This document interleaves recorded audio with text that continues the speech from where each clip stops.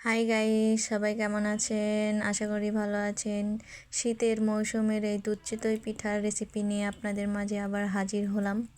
প্রথমে দুধটা জাল করতে হবে। জাল করতে করতে যখন দুধটা বলক এসে যাবে তখন গুড় দিয়ে জাল করতে হবে। জাল করতে করতে যখন দুধটা লাল হয়ে যাবে তখন বুঝতে হবে যে দুধটা হয়ে গেছে।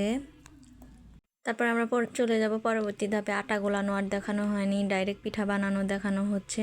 তাওয়াতে দিয়ে দিলাম, তারপরে ঢাকা দিয়ে পানির ছিটা দিয়ে কিছুক্ষণ রেখে দিলেই পিঠা হয়ে যাবে। এই তো পিঠা হয়ে গেছে। এখন খুন্তি দিয়ে তুলে নেব, নিয়ে দুধের ভিতর চুপিয়ে রেখে দেব। শীতের পিঠা মানেই অনেক মজা। এখন এই যে দেখেন কতটা নরম হয়ে গেছে।